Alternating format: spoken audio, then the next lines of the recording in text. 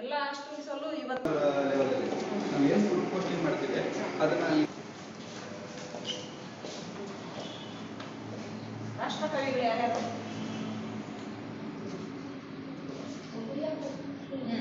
Very good. ಬೇದ್ರೆನಾ? ಬೇದ್ರೆ ರಾಷ್ಟ್ರಕವಿನಾ? ಆದಿಕವಿ ಪಂಪ.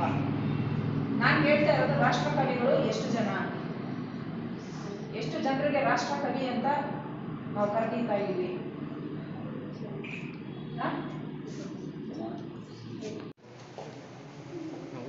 Comparatively better.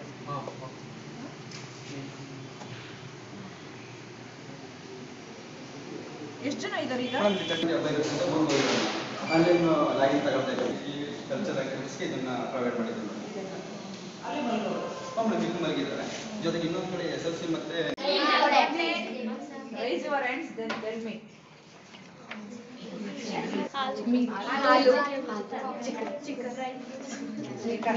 ಹೇಗೆ ಬೇಯಿಸ್ತಾ ಇದ್ದಾರೆ ಇವಾಗ ಚಿಕನ್?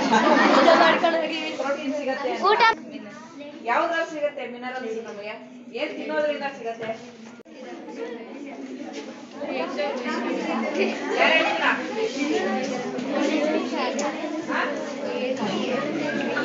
ಚಿಕನ್ ಸಿಗೋದು ಪ್ರೋಟೀನ್.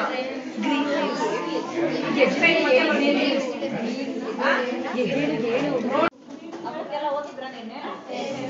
ಎಲ್ಲ ಬೆಳಿಗ್ಗೆ ಬಂದ? ಮೇಡಮ್ ಸೈನ್ ಹಾಕ್ಬೇಕು. ವಿಸಿಟ್ ಬಂದಿರೋಕ್ಕೆ ಸೈನ್ ಹಾಕ್ಬೇಕು. ವಾಸ್ತವವಾಗಿ ಬಾಲಕರ ವಸತಿ ಶಾಲೆನಾ? ವಸತಿ ಶಾಲೆ ಮದ್ದೂರು ಟೌನ್ಗೆ ವಿಸಿಟ್ ಮಾಡಿರ್ತೀನಿ. ಸೊ ಇಲ್ಲಿ ಸುಮಾರು ಒಂದು 10 ಜನ ಬಾಲಕರು ಇಲ್ಲಿ ವಸತಿ ಶಾಲೆಯಲ್ಲಿ ಇರ್ತಾರೆ.